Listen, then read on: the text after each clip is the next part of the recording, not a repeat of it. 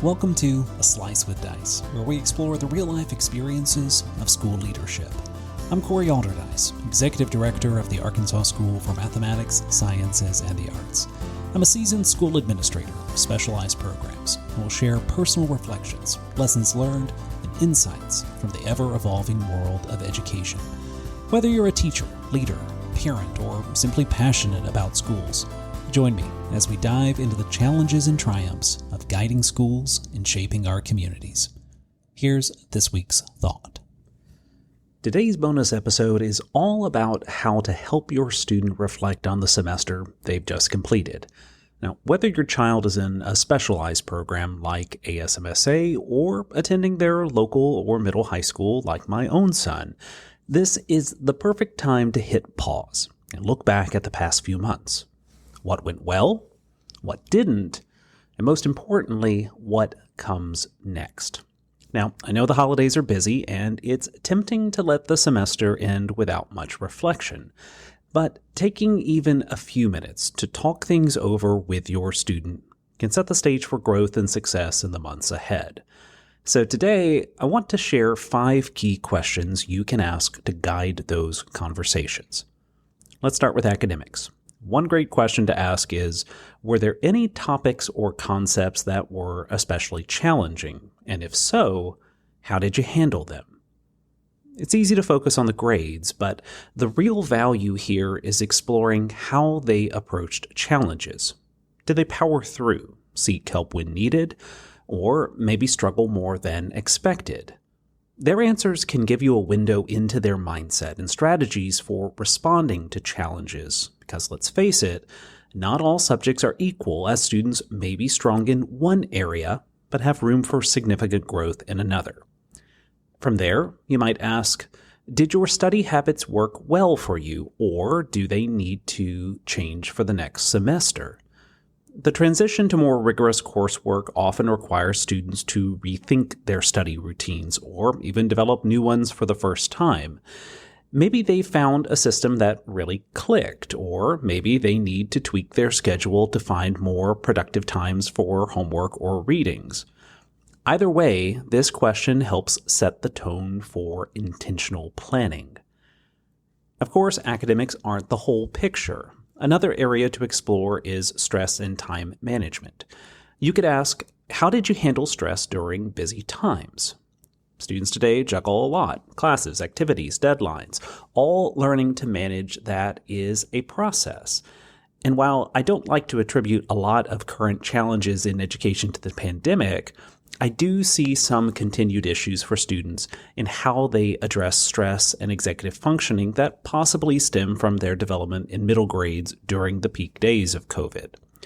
To that effect, this conversation can uncover whether they've built effective coping strategies or need extra support in this area. Next, encourage them to both look back and forward at the same time.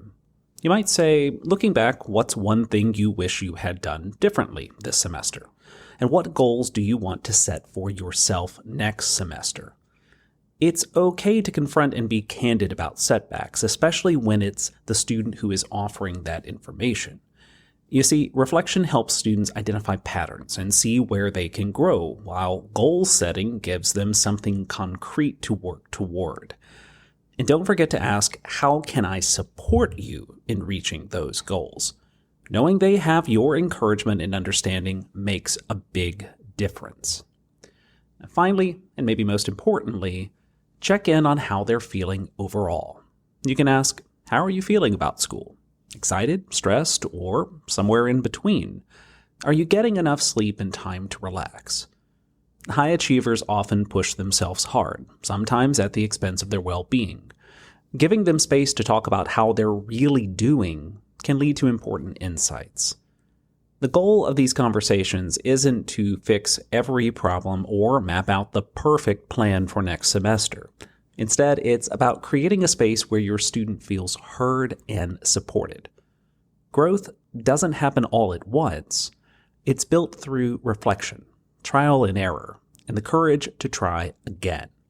By asking thoughtful questions and truly listening, you're helping your student build confidence in their ability to problem solve and adapt. Remember, your role is to be their partner in growth, not their critic. Celebrate wins, no matter how small, and let them know it's okay to stumble along the way as long as they commit to keep moving forward. Balancing celebration with constructive feedback is essential because it reinforces their accomplishments while also highlighting areas for growth. When students feel acknowledged for their successes, they're more likely to approach challenges with confidence. And at the same time, constructive feedback encourages self-reflection and improvement, helping them develop resilience and a growth mindset. Together, this balance fosters both motivation and accountability, creating an environment where progress feels rewarding and setbacks feel like opportunities to learn. So, as the semester wraps, I encourage you to take a little time to sit down, ask these questions, and really listen to what your student has to say. It might be one of the most valuable things for them you do both this year and into the next. A Slice with Dice is a production of the Arkansas School for Mathematics, Sciences, and the Arts. I hope today's reflection sparked some thoughts for your own journey. If you enjoyed the episode, please subscribe, share, and leave a review. Let's keep learning and leading together. Until next time, keep striving for growth and excellence. Thanks for tuning in.